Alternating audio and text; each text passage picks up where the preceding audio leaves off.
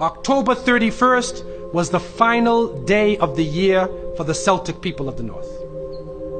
And that day was called the Day of Samhain.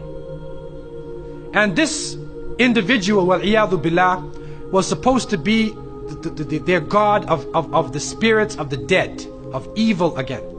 And according to their belief, the evil spirits would rise to the surface and would terrorize people on that evening.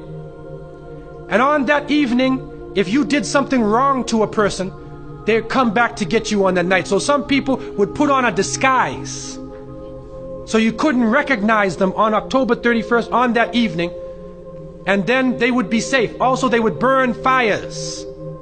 Now the only thing we find left of that is the jack-o'-lantern that they would put inside of their window, made from the pumpkin.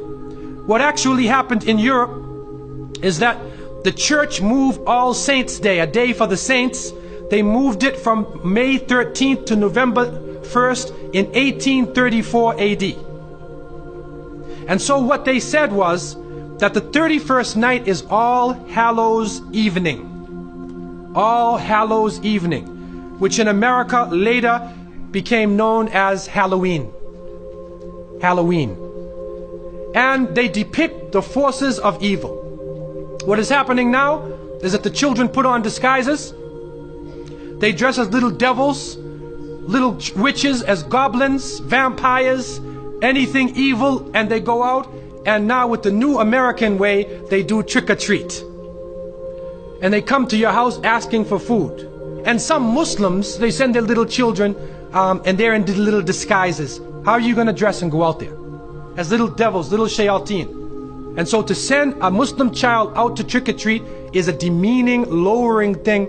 You ask them to beg people for food. Then they're dressed up as a way that they're not.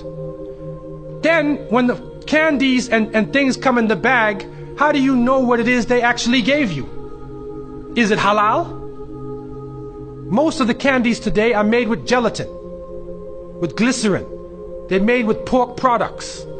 And what is also happening is that there are some evil, wicked-minded people who are attacking children on that night. And there are literally groups of Satanists who are capturing children, sacrificing the child on that evening of Samhain, supposedly to get more spiritual power. It's happening right now. And so from so many angles, Muslims should have nothing to do with Halloween. And it is important for Muslims to have basira, that they should have the insight to look through affairs and do not just blindly follow. The Prophet, peace be upon him, said, you will follow them. You will follow the people who came before you inch by inch, foot by foot. Even if they crawl into the hole of a lizard, you crawl inside there with them. And then they said, who are these people? Are they the Christians and the Jews? And the Prophet, peace be upon him, said, who else? And so it has come to pass. And you can't Islamicize these occasions. You can't use Arabic names and Islamic symbols to make it halal. And secondly, it is important for Muslims to cherish their own holidays. When the Eid al-Fitr comes, take the day off. There are some Muslims who go to work on Eid. They go to Eid prayer and they go to work. So what happens to your children? They don't have a chance to relax and enjoy themselves. Organize an activity. Bring their families together. Eat together. Do things together. Remember Allah subhanahu wa ta'ala together. Make it a happy occasion for them. They will remember their Eids. Eid al-Fitr, Eid al-Adha.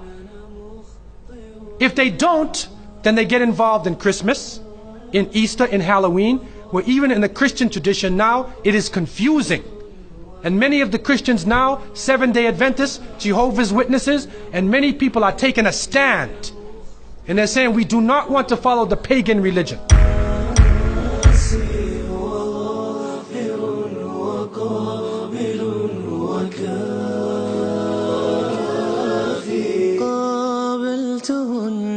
ثلاثة بثلاثة